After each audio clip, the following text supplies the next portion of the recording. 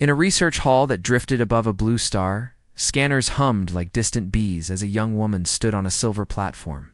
Her name was Mira, a simple name from a quiet water town on a far-rim world.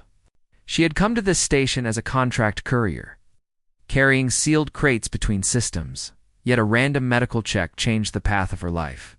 The station law required every visitor to pass a basic health scan, and no one expected anything strange from a slim traveler with calm eyes. The scan read her blood, her breath, and the deep code that made her who she was. The lights dimmed, then flared with sudden color. 3 tall screens, filled with glowing symbols. The lead analyst, a pale man called Leo, stared in disbelief.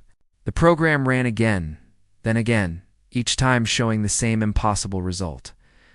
3 extinct hunters were woven into her code. These hunters were not myths. They were once feared across many systems. One was called the Sky Stalker, a species that ruled the thin air above gas giants. Another was the Void Prowler, a shadow breed that lived between stars and fed on energy storms. The last was the Deep Fang, a massive ocean hunter from a world that had been swallowed by a black hole. All 3 had vanished ages ago, wiped out by war or by nature. Mira watched the faces around her change from routine calm to sharp shock. Leo finally spoke in a steady but strained voice. The scans show 3 extinct hunter lines in her code. He turned to Mira. This is not possible unless someone mixed them into a living body. Mira did not panic. She tilted her head and gave a small smile. Only on my mother's side, she said. Her tone was light, as if she were talking about a family recipe. The room fell silent. A few guards shifted their feet. Leo swallowed. You are telling me your mother carried the blood of 3 lost apex breeds? Mira nodded. She always said our family had strong instincts. The station went into alert. Mira was no longer a courier, but a living relic. The council that ruled this part of space demanded her presence. Within an hour, she was escorted to a wide chamber of dark glass and floating lights. The counselors appeared as holograms, each from a different world. They studied her as if she were a rare animal. One counselor named Aaron spoke first. You carry power that once shook galaxies. Such power cannot be left free. Mira kept her hands at her sides. She did not look afraid. My power is my own, she said. It has never harmed anyone who did not try to harm me. Another counselor, a tall figure with glowing eyes, replied, History shows that hunters destroy. Even when they try to live in peace, their nature calls them to hunt. Myra thought of her mother, a gentle woman who baked bread and sang old songs while the rain fell on their roof. My mother never hunted anyone. She raised me to help others. If those hunters live in me, they learned a new way to be. The council argued among themselves. Some wanted to keep her for study. Others wanted to end her life to prevent any risk. A few believed she could be a shield against the rising threats beyond known space. A dark tide was spreading, a swarm of machines that consumed stars and left only cold dust behind. Every world feared its approach. While they argued, Mira felt a low hum in her chest. It was the Sky Stalker blood, sensing a shift in the air. The Void Prowler's side felt a ripple in the energy fields. The Deep Fang part of her stirred with a warning that rolled like distant waves. Something was coming. The station shuddered. An alarm rang out. A swarm of dark shapes appeared on the outer sensors. The machine tide had found them. The council fell into chaos. Their fleets were far away. The station defenses were strong, but not enough to stop a full wave. Panic spread through the hall. Mira closed her eyes. She felt the 3 hunters align inside her, not as wild beasts, but as tools she had learned to guide since childhood. Her mother had taught her breathing and focus, ways to keep the storm inside calm. Let me go, Mira said. I can hold them back. Aaron stared at her. You alone against a swarm that eats stars. I am not alone, she replied. I have 3 old hunters with me. Before the council could decide, another blast shook the station. A section of the hull cracked, venting air into space. Guards rushed to seal it. Mira moved without waiting for permission. She ran through the hall and toward a launch bay. A small scout craft sat ready. She jumped inside and sealed the hatch. The engines roared as she shot out into open space. The dark swarm spread like a living cloud, each unit a shard of metal with a cold mind. Myra guided the craft straight toward them. As the first wave closed in, she opened herself to the Skystalker side. Her eyes glowed with a pale light. The craft rose and dipped with impossible grace, slipping through gaps that should not exist. She flew as if the air itself bent for her. When the swarm tried to lock on, she shifted to the Void Prowler. Energy around the craft warped. The machines lost their target, as if she were a ghost.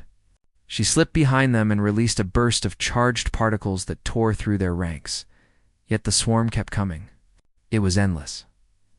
Mira felt the deep fang awaken. A deep power surged through her arms. She aimed the craft toward the densest cluster and released a focused wave that rippled through space like a tide. The machines were crushed and scattered, their metal forms folding under the force. For a moment, she held them back. But more poured in from the dark. Her small craft could not keep this up forever. Back on the station, the council watched in stunned silence as Mira danced through the swarm. Aaron clenched his fists.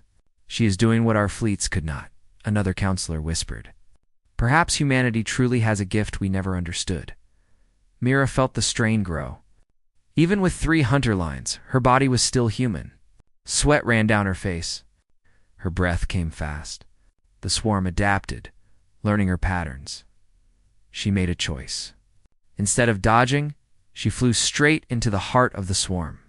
The Void Prowler blood wrapped her in a cloak of energy. The Skystalker blood sharpened her senses beyond any limit. The Deep Fang blood built a core of force inside her. She released it all at once. A wave of light burst from her craft, expanding in a perfect sphere. It was not a weapon of hate, but of will. The machines caught in it lost their cold unity. Their links broke. Without their shared mind, they drifted and fell apart. When the light faded, half the swarm was gone. The rest pulled back, confused and damaged. Mira slumped in her seat. Her craft drifted, powerless. She had spent nearly everything she had. Rescue ships rushed out from the station. They pulled her aboard. Medics worked to keep her stable. She slipped into a deep sleep. When she woke, she was in a quiet room with soft light. Aaron stood by her bed. "You've saved us," he said. "You saved many worlds." Mira smiled weakly. "I just did what my mother taught me. Protect others when you can." The council gathered again, this time with a different tone. They no longer spoke of cages or ends. They spoke of hope. "We cannot control what you are," Aaron said, "but we can ask if you will help us. The machine tide will return. With your gift, we might stand a chance." Mira looked at the stars through the window. She thought of her home, the rain, the bread, the songs. She also thought of the lives that would end if the swarm was not stopped. "I will help," she said, "but on my terms. No chains. No labs," the council agreed.